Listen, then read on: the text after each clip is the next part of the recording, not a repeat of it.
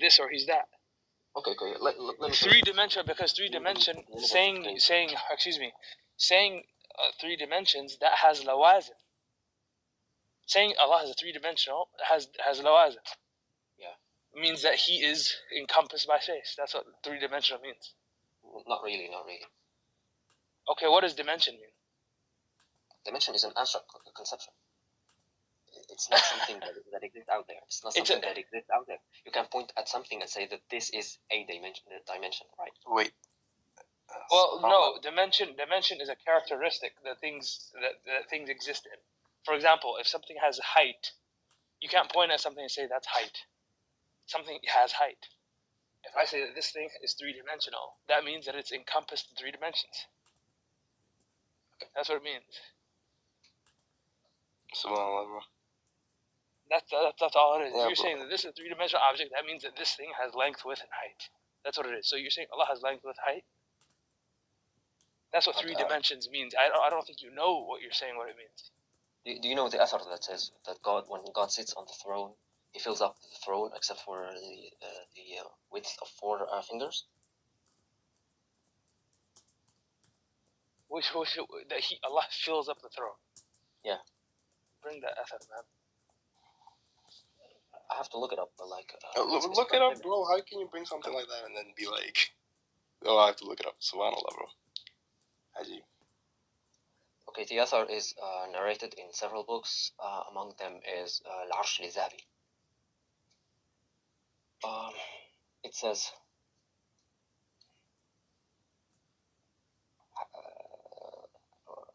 روي عن عبد الله بن خليفة قال أتت امرأة إلى النبي صلى الله عليه وسلم فقالت ادعو الله أن يدخلني الجنة فعظم الرب تعالى ذكره ثم قال أي النبي إن كرسيه وسع السماوات والأرض وإنه لا يقعد عليه فما يفضل منه مقدار 4 أصابع ثم قال بأصابعه فجمعها وإن له أطيطا كأطيط الرحل الجديد إذا ركب من ثقله من ثقل الجبار. Like when God sits on the kursi, it says the narration that he fills it up except for the width of 4 fingers, and the Prophet did his pulled his 4 fingers together, and he said like it squeaks the throne when he sits on it, in the same way that the new rahal is like the saddle of the camel, the new saddle of the camel when one sits on it, due to the weight of the Lord. Hold on, before you guys continue, Shalal, are you there, bro? Naam.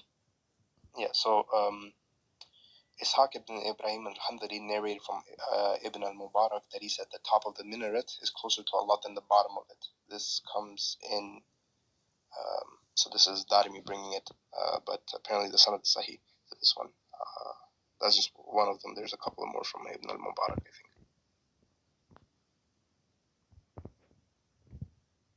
I wanted to ask you another question, but... you got that, bro? Yeah. Okay, guys, continue, sorry. By the way... Yeah, so the Zahir of the hadith affirms a sort of width. 1 second, yeah. Kick out Adam. I did, I already kicked him out. Okay. So this hadith is not authentic. He's talking about. Regardless, but like it is narrated in the books of Sunnah. It's narrated in the books of Sunnah. So wait. People collect a...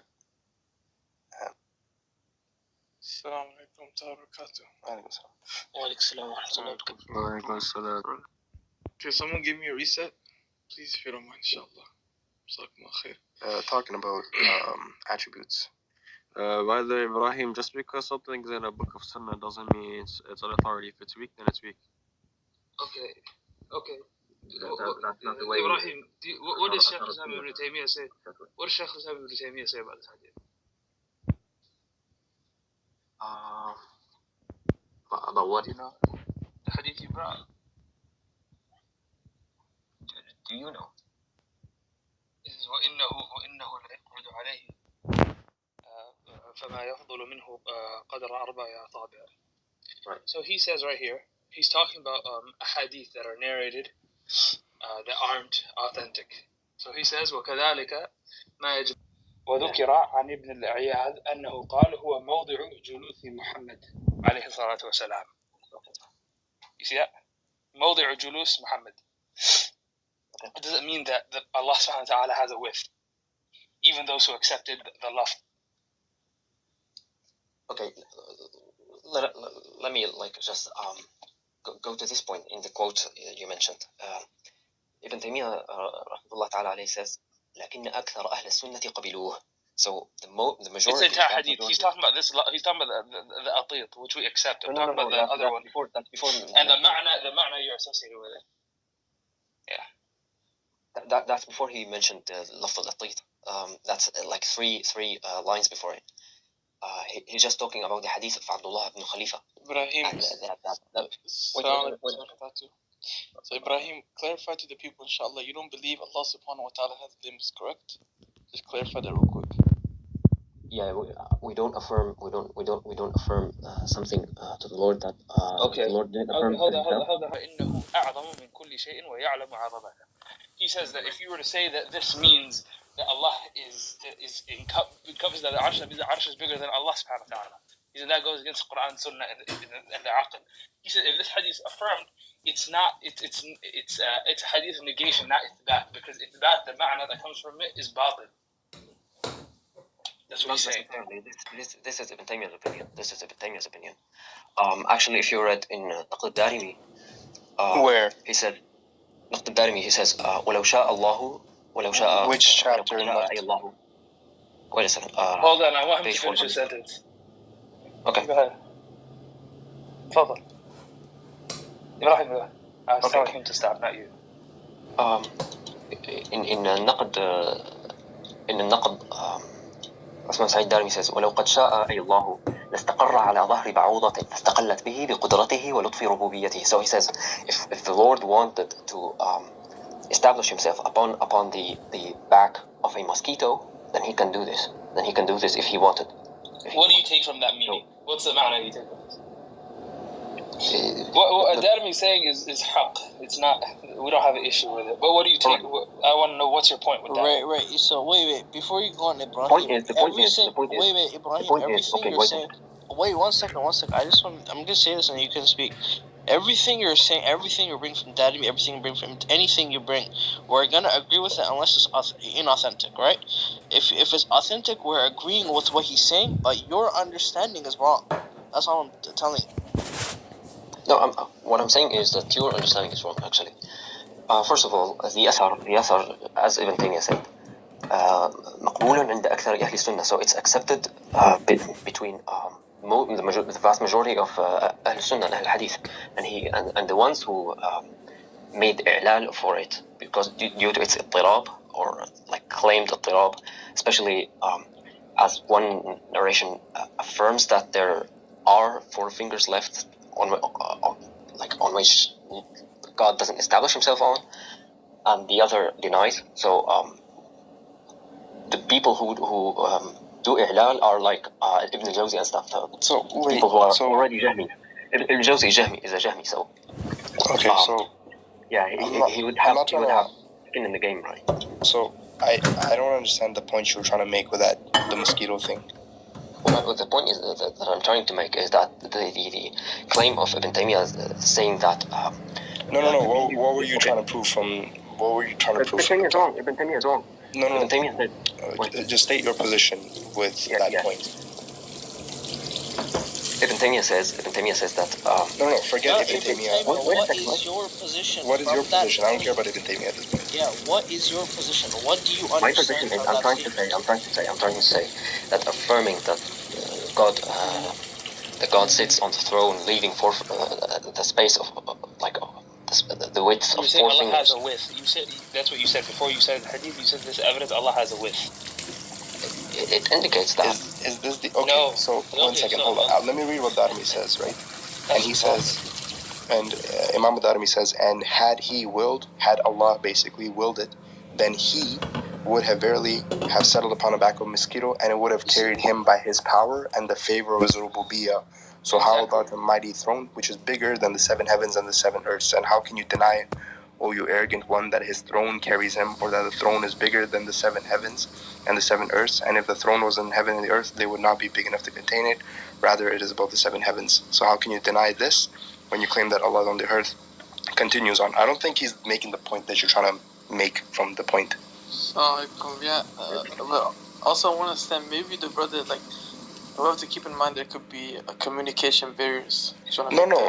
Darimi is basically saying that Allah, if he's above the throne, it's because of his own, like, power. It's not like he needs the throne. It's not like he is dependent on that throne, right? Yeah. So I don't understand where you got the width thing from. Even I'm not talking about the width. Ibn Taymiyyah says that the narration is munkar due to its due to its. Okay, even if it's for the sake of let's say for the sake. Sure, no problem. But even let's say for the even for the sake of argument, let's say it's munkar. Okay, so let's say we reject Ibn Taymiyyah's position that it's munkar or whatever. We accept it. I don't understand what your point was though. No, because this guy, he said that Allah has a width, and I think what he's citing by the bu'udha thing is that Allah has a weight. Yeah, no, that's not even. That's not what Darimi says here. God has weight. What was that? Do you affirm that God has weight or not? No, I negate that. You negate it. You don't even say that you don't affirm nor negate. So you negate that God has weight. Yeah. The hadith is clear on mentioning the thiql of the Rahman. Allah, the thiql is not talking about the thiql of his dhat. That can't be. What else then? It's talking about the when Allah is angry, the angels, the arsh gets heavier for them. It doesn't mean that Allah subhanahu wa ta'ala is himself, his dhat is thaqil. It's talking about his makana and all those things. It can't be that his actual weight. Habib, do you affirm size? Why not? Size, not a physical. Everything is clear. Okay, physical. Habib, do you affirm size though? Allah is azama. His azama in terms of Allah is azim. That's what I affirm. Not size. Size is qadr, like with bisukun al-dal. I don't affirm that for Allah. So no size. You don't affirm size. No. I affirm al-kibriya wal-kibr, and I affirm, that Allah is kabir and Allah is akbar and Allah is azim. That's why I affirm what came in the Quran and Sunnah. Qadr is affirmed in the Quran. وَمَا قَدَرُ اللَّهَ حَقَّ قَدْرِهِ. That's not what I'm talking about. I'm not talking about that.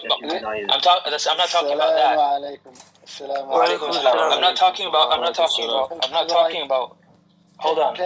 What I said, hold on, brother. I'm not talking about the qadr of Allah subhanahu wa ta'ala that we affirm from the 6 pillars of Iman, or that Allah subhanahu wa ta'ala is qada and qadr. I'm not talking about that. I'm talking about that which is size. That's not affirmed. Don't we stick to how do I say it? Only negating what Allah negated for himself. We negate for Allah. Hold on. We negate for Allah that which doesn't befit Him from the things that are ascribed to creation. That's it. Which the Quran and Sunnah point to. That's what Shaykh al-Islam ibn Taymiyyah said in this hadith. The hadith he's talking about, the zahir of this hadith. Shaykh al-Islam, if you were to take this hadith as evidence for its back, that's batil. Which hadith? Because that would the one before. How so? He clearly, Ibn Taymiyyah says, the vast majority of Ahl Sunnah, including people like Imam Ahmad, Imam al-Khalal, and Imam Abdullah ibn Ahmad, and many others, like even al-Zahabi, the contemporary to Imam Ibn Taymiyyah, all of these people mentioned these hadith, that hadith in their Sunnah books. He clearly said the vast majority of Ahl Sunnah affirm this hadith and accept it. He says that. Wallahi, I will be honest. I think it's best for. This is what I believe. That some of these conversations should be done in private. Some of them, like for example, me, I don't feel comfortable speaking about some of the things I want to speak with Abu Habib. So, inshallah, maybe we can move on. No problem, inshallah. That's just like. Yeah, I'm just saying, me personally. I don't know how you guys. We can move. Bro, it's your room. No, I'm just saying, bro. You know, like for example, like I have so much things I want to say, but I just don't want to confuse it. I don't want to confuse nobody. You know, I don't want to cause no problems either for myself or for anyone. To be honest, I'm the best. Yeah, I think you're taking hadith and narrations that do exist, right? But I think the conclusions are kind of disconnected between what is being said and what you're assuming from it. But it's okay, inshallah.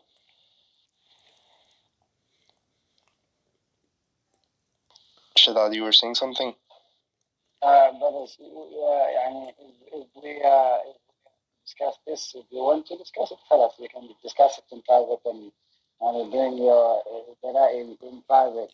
And this is, it's not something for a common market food to walk into. It's gonna cause more troubles than any good. Gotcha. Brother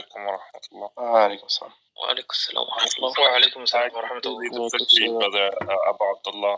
This is a matter that was brought up in a room. It was brought up on stage in front of people. It should be clarified. Allow the brothers who are able to clarify. Inshallah, they can clarify the matter. It's not a problem. I don't know why we need to have these conversations in private. It doesn't make sense, honestly. I think it causes more harm when we don't clarify the matter and we allow people to make mistakes and say things about Allah which are untrue. Subhanallah. It's my opinion on. We can move on. I just want to clarify one thing. When it comes to al-ithbat wa nafi, and we talk about the Salaf, they wouldn't do nafi and ithbat except if it came in the kitab and the sunnah. This is talking about the al-fadh al-mujmala. Okay, the words that was used by the people of Kalam that have multiple meanings behind it, and you don't know which meaning is desired. So that's not affirmed or denied. Because, for example, they'll say we deny that Allah is in a jiha. They would deny the jiha. Okay, the word jiha doesn't come in the kitab and the sunnah. Okay, so it's mujmal. But by them denying the jiha, they're denying the ulu of Allah subhanahu wa ta'ala, and that you can point to Allah subhanahu wa ta'ala, and that Allah is above the creation, literally. If that's what they mean by jiha, we affirm it. If they mean by jiha that that Allah is in a place that He's encompassed by, then we deny that 100%. But there's other things that we can that if it's something that necessitates naqs or something that necessitates anything that similitude to creation, we can deny that. For example, if someone says, hold on. Okay, I'm just gonna go like it. I don't want to go back and forth with this because the brother said that we should move on. I just need to clarify this to everybody. For example, if somebody, and this is like Ahlul Bid'ah, they say, and just like some of the narrations of Ahlul Bid'ah, they say that Allah subhanahu wa ta'ala has a beard. A'yadhan billah. Does it come in the Quran Sunnah with ithbat and nafi for the beard? No. But this is something that we can't affirm for Allah. So we have to not just can't affirm it, we negate it for Allah. Because this is similitude to creation. This is tashbih. This is tamthil. Okay? And by the way, the wording we should use is tamthil instead of tashbih. Because that's what Allah used when He says, لَيْسَ كَمِثْلِهِ شَيْءٍ and وَلَا تَضْرِبُوا لِلَّهِ الْأَمْثَالِ. So that's tamthil. Okay, when the person here is saying with necessitates that Allah is encompassed by something. That Allah subhanahu wa ta'ala is encompassed by the creation. When you say three-dimensional, Allah, if you're saying Allah is three-dimensional, that means He's encompassed in that case. Or if you say that Allah has weight, that also means that Allah is encompassed by something. We don't affirm these things. We deny it, especially since it didn't come in the Kitab and the Sunnah. The wordings that came in the Kitab and the Sunnah and the ma'ani to those wordings, the wordings that came in the Quran and Sunnah, numirruha kama ja'at. And we affirm the zahir of the ma'ani, and that's it. The apparent from that which comes in the meanings of them. And we don't do any more and we don't do any less. And al-khawdu fi hadhihi al-masail is not even allowed aslan, except in the case of refuting Ahlul Bid'ah. So I don't get where that person, he got these things. And even Shaykh al-Islam, when he's talking about the hadith that he brought, and he's talking about the imams that rejected it and the imams that accepted it, he says ولا يمكن مع ذلك الجزم بأن رسول الله صلى الله عليه وسلم أراد الإثبات وأنه يفضل من العرش 4 أصابع لا يستوي عليها الرب وهذا معنى غريب ليس له قط شاهد في شيء من الروايات بل هو يقتضي أن يكون العرش أعظم من الرب وأكبر أعياذا بالله. We seek refuge from Allah from that. وهذا باطل مخالف للكتاب والسنة وللعقل. This goes against the kitab and the sunnah and the aql. The arsh is bigger than Allah subhanahu wa ta'ala. Because that's the necessitation that you take from the hadith. Rather, the imams who narrated this hadith, they're talking about the affirmation, the ithbat that comes from this hadith is the Prophet sallallahu alaihi wasallam will sit on the arsh, which is explained by the Salaf accepting this meaning. But it doesn't mean that there's a space that Allah can't do istiwa on, and He has a limitation of space and He has a limitation of weight. A'yadhan billah. Subhanallah. I think it's best to move on. Would love to speak about this stuff in private, Abu Habib, for sure. In the future, inshallah. And this is nonsense. The person said, "Can't we say the same thing about yad?" This is the biggest clownery and foolishness that I've ever seen. How can we say the same thing about the yad when the yad came in the kitab and the sunnah and ijma'? How can you say the same thing about the yad? We affirm the yad and we affirm the zahir from the words that came in the Quran and sunnah. That's something what we affirm, what came in the kitab and the sunnah. That which doesn't have any means to deny it from the sifat al-khabariyah. So they're ridiculous. Allah subhanahu wa ta'ala, He says in the Quran, إِنَّمَا حَرَّمَ رَبِّيَ الْفَوَاحِشَ مَا ظَهَرَ مِنْهَا وَمَا بَطَنَ وَالْإِثْمَ وَالْبَغْيَ بِغَيْرِ الْحَقِّ وأن تشركوا بالله ما لم ينزل به سلطانا وأن تقولوا على الله ما لا تعلمون. That you speak about Allah what you don't know. That's the worst sin. It's worse than shirk. And shirk is من جنس القول على الله بغير علم. That's part of it. But to speak about Allah what you don't know, this is الفرية على والله لا تشمت بنا الأشعرية. والله لا تشمت بنا الأشعرية. لا تشمت بنا الأشعرية. This is what causes them الشماتة تكون في أهل البدعة because of these people. It's crazy. Yes, the one who denies the yad as a sifa of Allah subhanahu wa ta'ala is a clown. Is a muhrij. Because that came in the Quran, Sunnah and Ijma'. Straight up. You know that guy from earlier? Ended up kicking him. Bro, look, bro, Habib, you have to understand, like... I'm gonna block him.